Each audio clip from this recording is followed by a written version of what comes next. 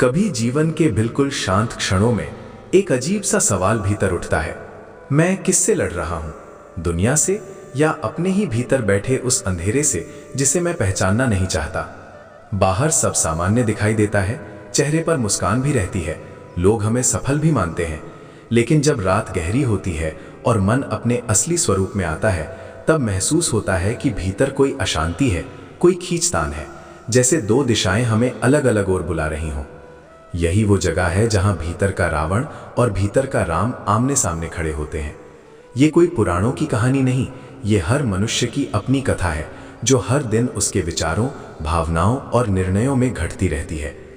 हम बचपन से सुनते आए हैं कि रावण अहंकार का प्रतीक है, लेकिन जब जीवन के अनुभव हमें झकझोरते हैं, तब समझ आता है कि ये अहंकार केवल मैं बड़ा हूं तक सीमित नहीं है।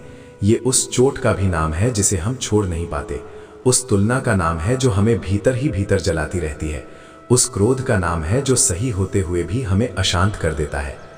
श्रीमद् भगवद गीता में जब अर्जुन मोह में खड़े होते हैं तो भगवान उन्हें युद्ध के लिए प्रेरित करते हैं, लेकिन वो युद्ध बाहरी नहीं, भीतर के भ्रम से बाहर आने का युद्ध है।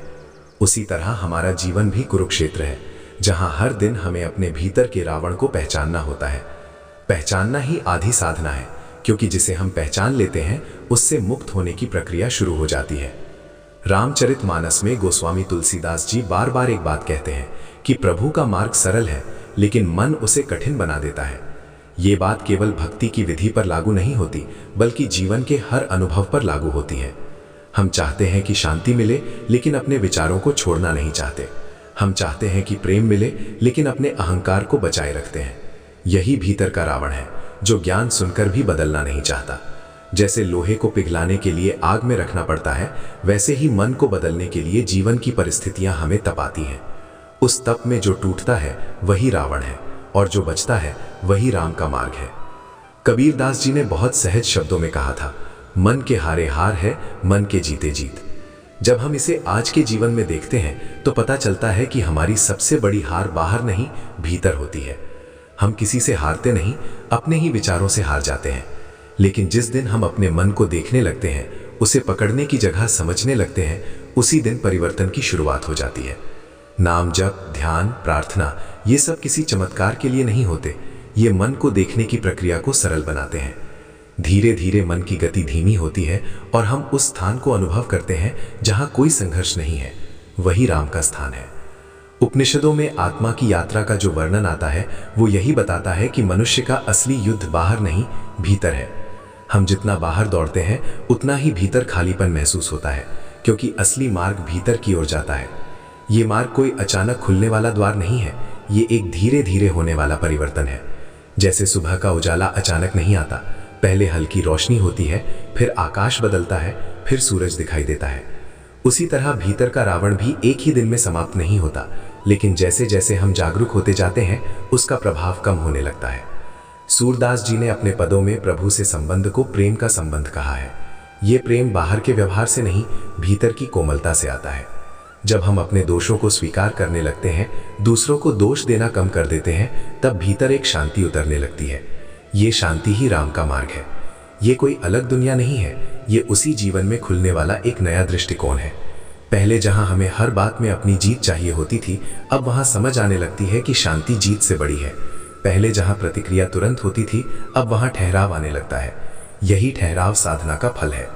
श्री राम ज्ञान मंत्र के माध्यम से बार बार यही समझाने का प्रयास किया जाता है कि भक्ति केवल पूजा का समय नहीं है, ये जीने का तरीका है।